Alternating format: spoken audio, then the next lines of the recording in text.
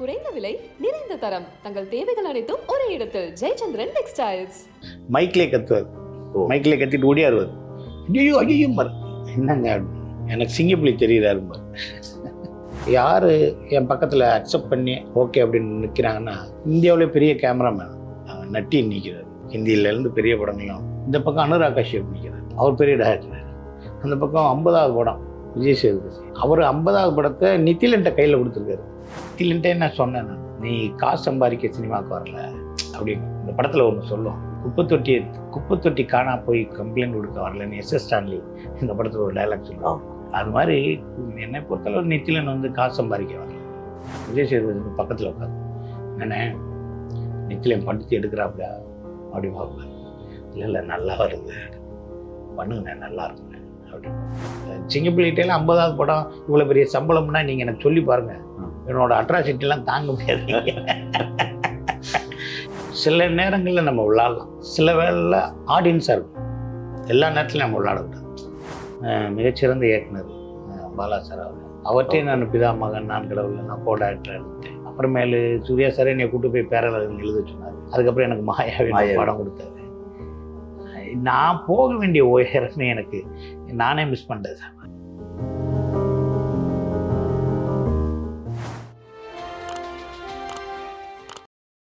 வணக்கம் சிங்கப்பூர். வணக்கம் வணக்கம் வணக்கம். இந்த படம் மகாராஜா வந்து ஒரு மிகப்பெரிய அளவுல பேசப்படுது. மகாராஜா படம் எந்த அளவுக்கு பேசப்படுது அந்த அளவுக்கு உங்க கேரக்டரும் வந்து ரொம்ப பேசப்படுது. இதை பண்ணும்போது எதிர்பார்த்தீங்களா சார் இந்த அளவுக்கு சக்சஸ் ஆகும்? நித்திலன் வந்து என்கிட்ட கதை சொன்னார். நித்திலன் வந்து இந்த மாதிரி ஒரு கேரக்டர் இருக்குது இப்படி இருக்குன்னு சொன்னார். நான் ஒரு யோசிச்சு சொல்கிறேன், 2 நாள் கழிச்சு சொல்கிறேன்னு. அப்புறம் ஒரு 10 நாள் அப்புறம் சரியாக பேச முடியல. நான் வெளியூரில் இருந்தேன், பூனேயில் இருந்தேன். அப்புறமேல என்ன பண்ணுவோன்னே அப்படின்னாரு. இது நெகட்டிவாக நான் பண்ணதே இல்லையே, எப்படி பண்ணுறது அப்படின்னு நான் சொன்னேன். நல்லா வரும்ண்ணே, நீங்கள் பண்ணுங்கள். 4-5 பேர்த்திட்ட கேட்டேன், அவங்க பண்ண மாட்டேன்னு சொன்னாங்க. அது எனக்கு நல்லது தான். அவங்க பண்ணியிருந்தா கூட நல்லா இருக்காது, அவங்க பண்ண வேண்டாம், ஆனால் நீங்கள் பண்ணுங்க அப்படின்னாரு. சரி அப்படின்னு சொல்லிட்டு அப்புறம் ஒரு மோல்டெல்லாம் பண்ண வேண்டியிருந்துச்சு. அந்த உடம்புல எல்லாம் மோல்டெல்லாம் பண்ண வேண்டியது. அப்படியே நான் பூனேலேருந்து பாம்பேக்கு போயிட்டு வந்துட்டு பண்ணிடலான்னு முடிவெடுத்தாச்சு.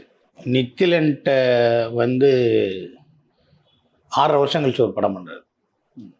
குரங்கு பொம்மைக்கு அப்புறம் 6 வருஷம் 7 வருஷத்துக்கு அப்புறம் ஒரு படம் பண்ணுறாரு. அவர்கிட்ட இந்த இதை நான் வந்து இதுக்கு பின்னாடி என்ன, இதுக்கு முன்னாடி என்ன, இதில் எல்லாமே கேட்பேன். நான் ஒரு ஃபஸ்ட்டு என்னோடய கேரக்டர் சொல்லுங்கம்மே டைரக்டர் பண்ணேன். நான் இப்போ 140 படம் பண்ணிட்டேன். நான் இதுக்கு முன்னாடி என்ன சீனு, இதுக்கு பின்னாடி என்ன சீனு, இப்போ நம்ம என்ன பிஹேவ் பண்ணுறோம், எப்படி பிஹேவ் பண்ணணும், செட்டில்டாவா இல்லை அக்ரெசிவாக, ஏதாவது ஒன்று கேட்பேன் நான். பட்டு ஆர்டராக தான் எனக்கு ஷூட் பண்ணார். நான் வந்து சீன்ஸ் எல்லாமே ஆர்டராக தான் ஷூட் பண்ணார். அவர்கிட்ட எனக்கு ரொம்ப பிடிச்சது என்னென்னா, மைக்லே கத்துவார், மைக்லே கத்திட்டு ஓடியாருவார். ஐயோ ஐயோ பாரு என்னங்க அப்படின்னு. எனக்கு சிங்கப்புலி தெரியுறாரு பாரு. சிங்கப்புலி தெரியுறாரு, அது வேண்டாம். என்னைய கூப்பிட்டு வந்து என்ன தெரியுறாருண்ணே. இல்லைண்ணே அது வேணாண்ணே. பேப்பரை காட்ட முடியும், யாராவது ஸ்க்ரீன் பேப்பர் எடுத்து வந்தா நான் பார்த்துக்கிறேன் அப்படின்ட்டு இப்படியே கையை கட்டிக்கிட்டே பார்ப்பார். பார்த்துட்டு சொல்லுங்கள், இல்லைண்ணே ஒன்று சொன்னீங்களே இதை சேர்த்து சொல்லுங்கள் அப்படிம்பாரு. இந்த மாதிரியான ஒரு டிஃப்ரெண்ட்டான ஆட்டிடியூடு எனக்கு நம்பிக்கை இருந்துச்சு.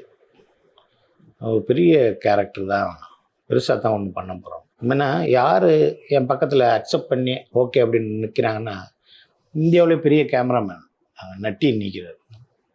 ஹிந்தியிலேருந்து பெரிய படங்களும். இந்த பக்கம் அனுராக் கஷ்யப் நிற்கிறார், அவர் பெரிய டைரக்டர். அந்த பக்கம் 50வது படம் விஜய் சேதுபதி, அவர் 50வது படத்தை நித்திலன்ட்ட கையில் கொடுத்துருக்காரு. யாருக்குமே 50வது படம் ஹிட்ட ரொம்ப ரேர் ஹீரோஸ்.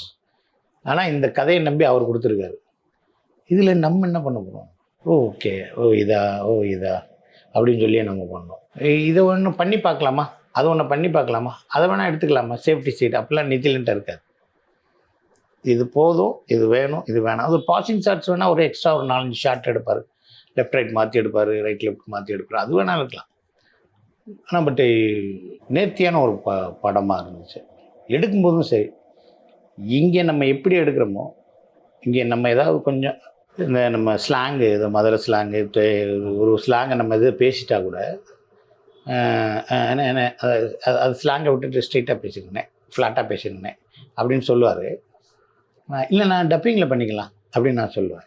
டப்பிங்கில் பண்ணலாம் அது. ஆமாம். இல்லை நான் இங்கேயே பண்ணிடுவேனே, இங்கேயே பேசிடுவேனே அப்படிமா. இதே தான் அங்கே டப்பிங்லேயே ஒரு சீன் ஃபுல்லாக பேசிடுவோம். மதியானத்துக்கு மேலே நாளைக்கு பேசுவோம் அப்படின்னு சொல்லிட்டு நம்ம கிளம்புவோம். வருவார் இன்ஜினியர் ரூம்லேருந்து வருவார் வந்து, என்ன இதை ஃபுல்லாகவே நாளைக்கு பேசிடுவோமா அப்படிம்பாரு. ஏங்க நீங்கள் தானங்க ஓகே சொன்னீங்க அப்படின்பேன். இருக்கேண்ணே இது இந்த ட்ராக் வச்சுக்குவோம், இன்னொரு ட்ராக் ஒன்று பண்ணி பார்ப்போமாம்பார். மேக்ஸிமம் நான் ஒரு 2 நாளில் பேசுவேன். ஒரு படத்தை ஒரு நாள் பேசுவேன், 2 நாள் பேசுவேன். ஆனால் இதில் வந்து 4-5 நாள் அப்படி போச்சு. இந்த மகாராஜாங்கிற ஒரு படம் வந்து நீங்கள் நம்பவே மாட்டீங்க. எனக்கு தெரிஞ்சு இப்போ புதுசாக விஷுவல் கம்யூனிகேஷன்ஸ், புதுசாக வர டைரக்டர்ஸ், புதுசாக யங்ஸ்டர்ஸ்லாம் வராங்க. இப்போ அவங்களுக்கு நம்ம என்ன சொல்கிறோன்னா, அந்த மகாராஜா படத்தை ஃப்யூச்சரில் ஓடிடிலாம் வரப்போகுது. அந்த படத்தோட காப்பீஸ் வந்துடும். நீங்கள் இந்த படத்தை நீங்கள் வந்து மியூட் பண்ணிவிட்டு இந்த ஸ்க்ரீன் ப்ளே எழுதுங்க. ஃபஸ்ட்டு ஷாட் டே எஃபெக்டா நைட் எஃபெக்டா, second shot, second scene, third scene எல்லாத்தையும் எழுதுங்க. ஒவ்வொரு சீனையுமே நீங்கள் பாருங்கள். நீங்கள் ஸ்க்ரீன் ப்ளேயில் ஆர்டர் வந்து வெரைட்டியாக ஒரு 3 ட்ராக் போய் ஒரு ஒரு இடத்துல மிங்கிள் ஆகி ஃபைனலுக்கு வரும். அப்படிங்கலாம் நிறைய பேர் படம் எடுத்துருக்காங்க. ஒரு ப்ரீலூடுன்னு ஒன்று, அதாவது என்னென்னா வாசிம் கான் கைதும்பாங்க ரோஜாவில். எங்கே வாசிம் கான் கைது, காஷ்மீரில் கைதும்பாங்க. அரெஸ்ட் பண்ணினான் கட்டு. குற்றாலம் பக்கத்தில் ஒரு கிராமத்தில் சின்ன சின்ன ஆசை அப்படின்னு ஒரு பாட்டு. ஏன்னா வாசிம் கான் கைதுன்னாங்க, இங்கே என்ன சின்ன சின்ன ஆசைன்னு ஒரு புள்ள பாடிக்கிட்டு இருக்கு. அங்கே ஒருத்தன் பொண்ணு பார்க்க போகிறாங்க, அங்கே அக்காவை போய் பார்க்க போகிறேன்னு தங்கச்சி இருக்குது.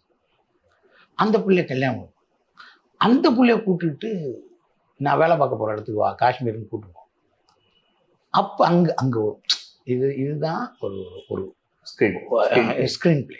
நம்ம என்ன காட்ட போகிறோம், என்ன சொல்ல போகிறோம், அது என்ன இது என்ன. நீங்கள் என்றைக்குமே எண்டு வணக்கம்னு போடுற வரைக்கும் கதை முடியவே விடாது.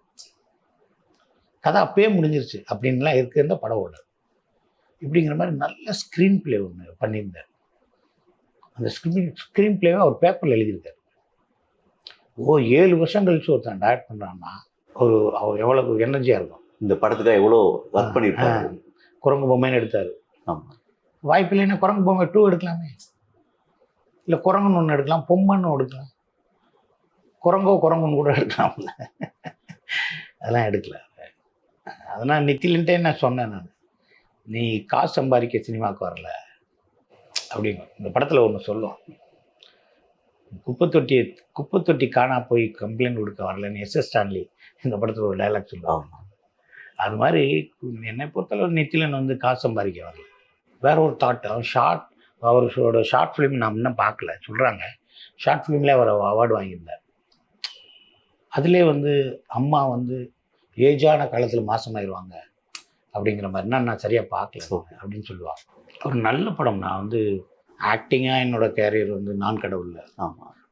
பாலா சார் ஆக்ட் பண்ண சார். அந்த படம் நான் பண்ணிவிட்டு அந்த படம் பண்ணிட்டேன்.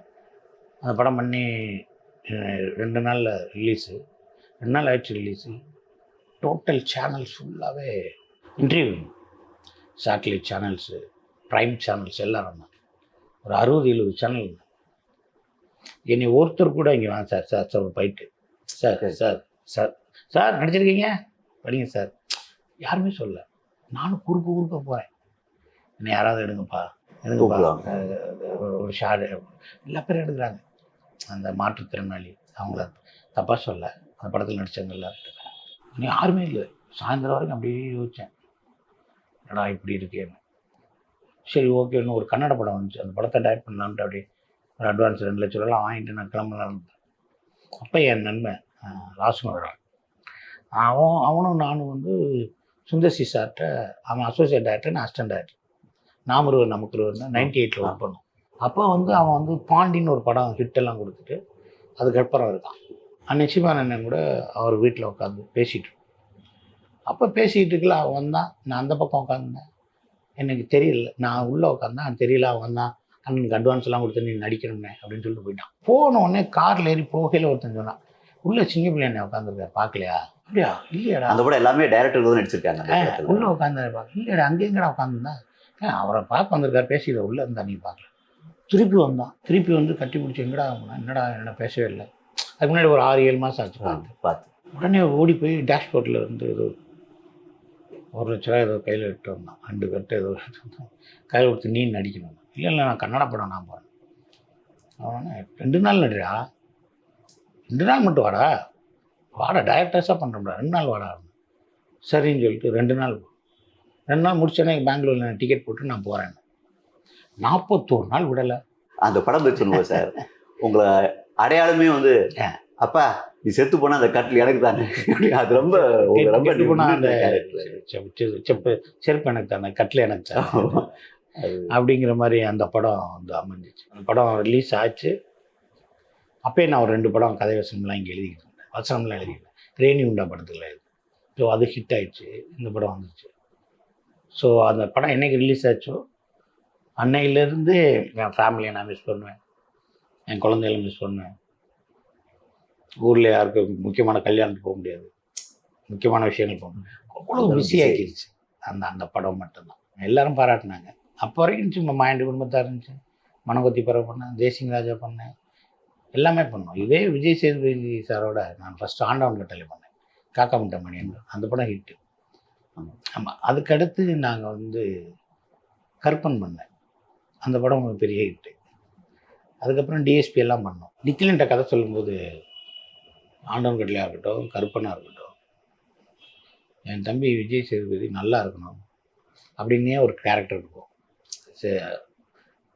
அண்ணே மகனே மாமா மாப்பிள்ள அப்படின்ட்டே இருக்கும். இதில் அவர் மனசை சங்கடப்படுற மாதிரி ஃபுல்லாக வந்துடுமே, அவர் மனசை நிலைகுலைய வைக்கிறதே அப்படின்னு. இது 2 போதுனே வானே அப்படின்னாரு. ஒரு ஷார்ட் இருக்கும், ஷார்ட் முடிஞ்சோடனே அந்த நீங்கள் எண்டு போர்ஷன்ஸ்லாம் பார்ப்போம். ஃபுல் நைட் நடக்கும். சாயந்தரம் ஈவினிங் 5 மணிலேருந்து அடுத்த நாள் காலையில் 6 மணி வரைக்கும் ஃபுல்லாக நடக்கும். அதே மாதிரி 4-5 நாள் நடக்கும். விஜய் சேதுபதி பக்கத்தில் உட்காந்து என்னென்ன நிக்கிலையும் படுத்து எடுக்கிறாப்புல அப்படி பார்க்கல. இல்லை நல்லா வருது, பண்ணுங்கண்ணே நல்லா இருக்குண்ணே அப்படின்னு. அந்த எண்டு ஆக்ஷன் சீக்வன்ஸ் எல்லாம் என்கிட்ட விழும்போது டம்முன்னு எங்கேயோ விழுந்தாச்சு. அந்த லெக்மெண்ட்டே போச்சு, பூரி மாதிரி வீங்கிடுச்சு. எனக்கே தெரியல, ஒரு ஃபைட்டர் தான் பார்த்து இன்னும் வீங்கியிருக்கு. சேது தான் கூப்பிட்டு வந்து உங்களுக்கு இந்த படத்தில் ஃபர்ஸ்ட் டைம் ஆக்ஷன் சார். ஆக்ஷனாக வந்து நம்மளுக்கு அடிங்கண்ணே எல்லாச்சும் அடிங்கண்ணே பிளாக் பண்ண தள்ளி விடுங்கண்ணே ஓடிடுங்கண்ணே அப்படின்பாங்க. அந்த இதுலேருந்து நம்மளுக்கு ஒரு அவுட் கொடுப்பாங்க. அண்ணனுக்கு வேணாம், இல்லாட்டி ஒரு சின்னதாக ஒரு ரோலிங் இருக்கும், அது இருக்கும், இது இருக்கும். இல்லாட்டி ஓடி போய் ஃபோர்ஸாக குத்தி கீழே விழுகிற மாதிரி அப்படி தான் இருக்கும் இல்லையா. இது நம்ம பண்ணதே ஒரு ஆக்ஷனாக எதுவுமே இல்லை. அது ரிவெஞ்சுக்கான ஒரு ஒரு ஒரு ஒரு ட்ராவல் அந்த அப்படி தான் இருந்துச்சு. பட்டு அதை நான் வெளியே காட்டிக்கல. இது பிரச்சனை ஆச்சுன்னா அப்புறம் 3 மணி ஆகுது, ஒரு 120 பேர் அப்செட் ஆகிடுவாங்க. நான் ஹாஸ்பிட்டல் போகிறேன், அங்கே போகிறேன், இங்கே போகிறேன். நாளைக்கு நீ 4 மணிக்கு முடிச்சுட்டா நான் 10 மணிக்கு 11 மணிக்கு நான் வந்து கும்பகோணம் போகணும். 6 மணிக்கு மேலே எப்படி கும்பகோணம் போக முடியும்? 11 மணிக்கு அங்கே ஷூட்டிங்கு சஃபர் ஆகுதுன்னா நான் புலம்பிகிட்டே இருக்கேன். ஐயோ லேட்டாக ஷார்ட் முடிஞ்சு ஒரு 5 மணிக்கே முடிச்சிட்டாங்க, 5 o'clock early morning. அப்படியே சேது நான் அப்படியே வந்தோம். வந்தோன்னே வர சொல்லுப்பா அப்படின்னு அவர் சொல்லுவார். அவர் கேரவன்லேருந்து ஒரு டிரைவர் இறங்கி தூங்கி எழுந்திரிச்சிட்டு மூஞ்சியை கழிட்டு அப்படி தொடச்சிட்டே வர்றாரு. நான் கேட்டேன், இது என்ன டிரைவர் எதுக்கு உங்கள் கேரவனில் தூங்குறாரு? இல்லைண்ணே நீங்கள் காலையில் ஏர்லியராக போகணும், நைட்டு தூங்கிட்டேன்னா தப்பாக இருக்கும், அதனால் 8 மணிக்கு தூங்க சொல்லிட்டேன். முதல் நாள் 8 மணிக்கே தூங்க சொல்லிட்டேன். நீ போய் தூங்கு, அண்ணன் காலையில் போகணும்னு தூங்க சொல்லிட்டேன். அவர் நீ போய் என் கேரவனில் தூங்கும், ஏசி போட்டு தூங்கும் அப்படின்ட்டு அங்கே போய் தூங்கிட்டாரு. அவர் எந்திரிச்சு வர போகலாம்னு. அப்படியா, என்ன நேற்றே சொல்லிட்டாங்க அண்ணன் 2 டைம். இல்லை நான் ட்ரெயின்னு எதாவது பார்த்து போகிறேன், இல்லாட்டி என் காரு. இல்லைண்ணே சேது சொன்னார்ண்ணே, ஹீரோ சொன்னார், அண்ணன் கார் சின்ன காரு, நம்ம கார் பெரிய கார் எடுத்து சீக்கிரம் போயிருக்கேன்னாரு. அப்புறமேல் போய் தாம்பரம் தாண்டி ஒரு இடத்துல போய் காஃபி வாங்கன்னு சொல்லி நானும் காஃபி நான் காசு எடுத்து கொடுத்துருப்பாங்க.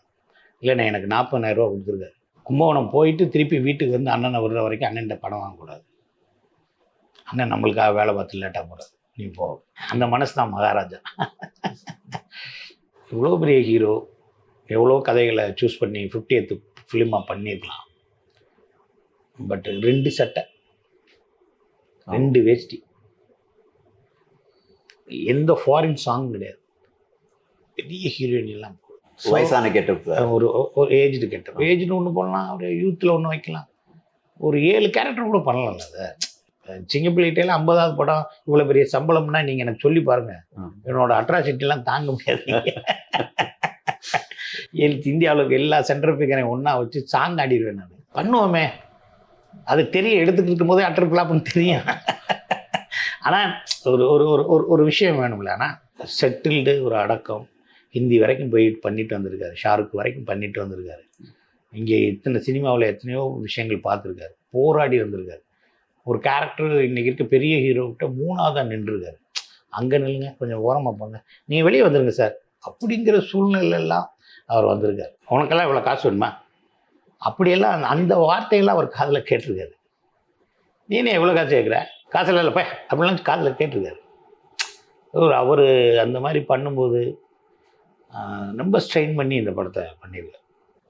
ஃபைட்ஸு, சீக்வன்ஸ், அது இது எல்லாத்தையும் நீங்கள் நம்பவே மாட்டீங்க. லாஸ்ட் ஒரு 15 மினிட்ஸ் இவர் அப்படியே பார்த்துட்டே இருப்பார், ஒரு அப்சர்வராகவே இருப்பார். அப்படியே பார்ப்பார் பார்த்துட்டே இருப்பார். இவன் பேசுவான் அப்படியே நிற்பார். யார் நிற்பா? அது அந்த கதைக்கு தேவைப்படுது, அதான் அந்த சீனு. அதனால அப்போ நம்ம நேச்சராக இந்த சீனில் நம்ம அமைதியாக இருக்கணும், நம்ம பார்க்கணும் என்ன நடக்குதுங்கிறத பார்க்கணும், ஒரு அப்சர்வராக இருக்கணும். ஆனால் அதுவே கஷ்டம் இல்லை சார். அது வந்துட்டு மற்றவங்க பேசும்போது கை எப்படி வைக்கிறது, எப்படி பார்க்கறது, அதுவே ஒரு கஷ்டம். இல்லை கஷ்டம். அதான் நம்மளுக்கு என்னென்னா, சில நேரங்களில் நம்ம விளாட்லாம், சில வேளையில் ஆடியன்ஸாக இருக்கணும்.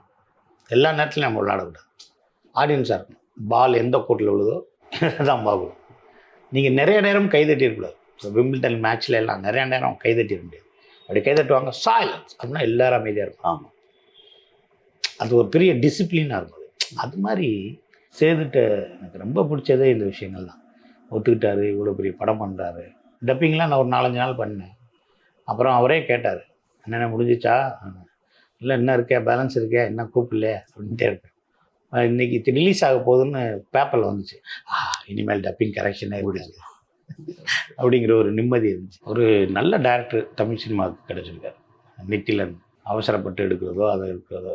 நித்திலன் வந்து முன்னாடியே சொல்ல மாட்டார், ஏங்க சொல்லுங்கள், எனக்கு காலையில் கேரவன் வந்துட்டேன் இல்லைங்க, உட்காந்துருக்கல, சொல்லுங்கள் என்ன பண்ண போகிறோம். இல்லைண்ணே நீங்கள் ப்ரிப்பேர் ஆயிடுவீங்க பாரு. நான் என்ன ப்ரிப்பேர் ஆக போகிறேன், இல்லை நீங்கள் இதை பண்ணலாமா இப்படி பேசலாமான்னு வைங்கண்ணே. அதானே நேச்சர், அப்படி தானே இருக்கணும். ஏன்னா நீங்கள் எதாவது ஒர்க் அவுட் பண்ணுங்கண்ணே, நான் ஒன்று சொல்லிட்டேன் ஃப்ளாட்டாக, நீங்கள் ஒர்க் அவுட் பண்ணுங்கண்ணே, ஏதாவது ஒன்று சொல்லுங்கண்ணே, என்ஹான்ஸ் பண்ணுங்கண்ணே அப்படின்னு ஒன்று இருக்குங்களே. அவன் வாங்கினேன், நான் சொல்கிறேன், இங்கேருந்து 2nd ஃப்ளோர் போகிற வரைக்கும் தெரியாது, அங்கே போனால் நட்டி நிற்பார். அவர் என்கிட்ட கேட்பார், சீன் சொன்னாப்லையா அப்படின்னாரு. ஒன்றுமே சொல்ல மாட்டாப்புல. எனக்கும் தான் கேட்ட மாட்டேங்கிறாரு. அசோசியேட்டை கூப்பிட்றேன், அவன் பக்கத்துலேயே வர மாட்டேங்கிறான். அப்படி இதை பேசுங்க பேப்பரை பார்த்துட்டே சொல்லுவார். இது எப்படி வரும் அப்படிங்கிறது எனக்கு தெரியல. ஆனால் இவ்வளோ தூரம் வந்துருச்சே அப்படிங்கிறது பெருமையாக இருக்குது. தேட்டரில் பார்க்கல ஸ்டாண்டிங் ஓவேஷன் சொல்லுவாங்க. படம் பார்த்துட்டு எல்லோரும் கை தட்டுவாங்கள்ல, அது செலிப்ரிட்டி ஷோவாக இருக்கட்டும், ப்ரெஸ் மீட் ஷோவாக இருக்கட்டும், union show, directors union, writers union ஷோவாக இருக்கட்டும், அப்படி எந்திரிச்சு கைதட்டுறாங்க. இதெல்லாம் வந்து நான் முன்னாடி நான் அசிஸ்டன்ட் டைரக்டர் இருக்கும்போது காதல் கோட்டை அந்த மாதிரி படங்கள் தான் பார்த்துருக்கேன். இப்போ இப்படி ஒரு படம் வந்திருக்கே அப்படிங்கிறது ரொம்ப சந்தோஷம். நீங்கள் சொன்னீங்க நான் கடவுள் உங்களை யாருமே கவனிக்கலை அப்படின்னு சொன்னீங்க. அதுக்கு நேர் அகேன்ஸ்டாக இதில் வந்து நிறைய பேர் உங்கள்கிட்ட இன்டர்வியூ கேட்டுட்டு வராங்க, ரொம்ப ஃபேமஸ் ஆகிட்டு. இல்லை அது ஃபேமஸ் என்ன சார், நம்ம ஃபேமஸ் ஒரு படம் நடிக்கணும், ஹிட் ஆச்சு, அந்த ஒரு சின்ன ஃபேம் இருக்கும். அந்த ஃபேமில் இந்த நம்மளுக்கு இப்போ சேனல்ஸ் எல்லாம் அதிகமாகிடுச்சு, அது அவங்களோட ஃபுட்டேஜ், அதுக்காக நம்மளுக்கு வரணுன்னே நம்ம என்ன சார் ஃபேமஸ், அதெல்லாம் நம்ம வந்து அதெல்லாம் கிடையாது சார். அது நானே இப்போயும் நினைக்கிறேன் சார். நான் வந்து 99 நம்ம சுந்தர்சியோட வந்து நான் ஒரு 14 படங்கள் அசிஸ்டன்ட் டைரக்டராக, அசோசியேட் டைரக்டராக, ஃபஸ்ட்டு படமே அருணாச்சலம் படத்துலேருந்து நான் அசிஸ்டன்ட் டைரக்டர் இருக்கேன். அங்கேயே ஒரு 14 படம் பண்ணிட்டேன். மிகச்சிறந்த இயக்குனர் பாலா சார் அவர்கிட்டே நான் பிதா மகன் நான் கடவுள் எல்லாம் கோ டைரக்டர் எழுதிட்டேன். அப்புறமேலு சூர்யா சார் என்னை கூட்டு போய் பேரழகன் எழுத சொன்னார். அதுக்கப்புறம் எனக்கு மாயாவி படம் கொடுத்தாரு. நான் போக வேண்டிய உயரமே எனக்கு நானே மிஸ் பண்ணிட்டேன் சார். அது உங்களுக்கு வருத்தமா இருக்கா சார்? நடிப்புல தான் இதுவானாலும் நம்ம இயக்கத்துல பெரிய ஆளா வர முடியலையே இன்னும். இல்லை, நம்மளுக்கு நம்ம வந்தது சென்னைக்கு எதுக்கு சார் வந்தோம்? சென்னையில் டைரக்ஷன் தான் வந்தோம். ஆமாம், நான் எத்தனையோ டிஸ்கஷன்லாம் போயிருக்கேன் சார். நிறையா பேர்த்துக்கு இது பண்ணலாமா, அப்படி பண்ணலாமா, இப்படி பண்ணலாம். அவங்க ஒன்று சொன்னாங்கன்னா இன்னொரு ட்ராக்ல நம்ம இப்படி வேணா இருக்கலாம். ரெஃபரன்ஸ்க்கு English film, Korean film, Iranian films எல்லாத்தையும் நம்ம சொல்லுவோம் சார். இப்படி வச்சுக்கலாமா, இப்படி வச்சுக்கலாம். நான் சென்னைக்கு வரும்போது பாண்டு படத்தை தவிர, ஜேம்ஸ் பாண்ட் படத்தை தவிர பார்த்ததில்லை. ஹிந்தியில் ஷோலே, மரோ சரித்ரா, ஏக் துஜே கல், இதை தாண்டி எதுவுமே பார்த்ததில்லை. எனக்கு உலக சினிமா இருக்குன்னு எனக்கு தெரியாது. இங்கே வந்ததுக்கு அப்புறம் தான் இருக்கேன். இன்ஸ்டியூட் பசங்கள்லாம் பேசல, வேல் ஃபிலிம்ஸ் எல்லாம் பார்க்கணும்டா, நீ என்னடா அப்படி இப்படின்னா. நீங்கள் நம்பவே மாட்டேங்க, 3 வருஷம் சத்தியம் தேட்டரில் எந்த படம் இங்கிலீஷ் படம் போட்டாலும் போகும் சார். இந்த 3வது நிற்கிறான் பாருங்க ஹீரோவுக்கு பின்னாடி இங்கிலீஷ் படத்தில், அவன் பேர்லாம் என்னன்னு நான் கேட்பேன் சார். என்கிட்ட பிள்ளை அது என்ன படம் அப்படின்னு என்கிட்ட கேட்குற அளவுக்கு நான் படம் பார்ப்பேன். டாம்லி ஜோன்ஸா, Raiders of the Lost of serious என்ன, லாஸ்ட் ஆஃப் மொஹிகன்ஸ் என்ன, அப்படியெல்லாம் இரானி, மஜித்திலேருந்து எல்லாத்தையும் பார்த்துட்டு ஓ இந்த ஆளா, இவரா, இவரா. ஸ்பீல்பர்க்கோட படம் என்ன, ஜேம்ஸ் கேமரோட படம், ஸ்பீல்பர்க்கு ஜுராசிக் பார்க் எழுதுனாரா, மைக்கேல் காரிங்டன் எழுதுனானா, இப்படியெல்லாம் நான் படிப்பேன் சார். நான் அந்த காலத்தில் ஓடிடிலாம் இருந்தால் இன்னும் உங்களுக்கு வசதியாக இருந்திருக்கும். அப்போ அது கிடையாது உங்களுக்கு. இல்லை சார், ஓடிடி இருந்தாலும் ஓடிடி காசு கட்டி படம் பார்க்கணுமே. அதெல்லாம் நம்மளுக்கு இல்லை சார். நம்ம வாட்சை அடை வச்சு சாப்பிட்டாங்க நம்ம அந்த அளவுக்கு. அதெல்லாம் சினிமாவுக்காக நம்ம கொடுத்த விலைகள்லாம் அதிகம் சார். எத்தனை வருஷம் போராட்டம் இருந்தது சார் உங்களுக்கு? நான் பெங்களூரில் இன்ஜினியரிங். நான் பெங்களூரில் இன்ஜினியரிங் படித்தேன், சிவில் இன்ஜினியர்.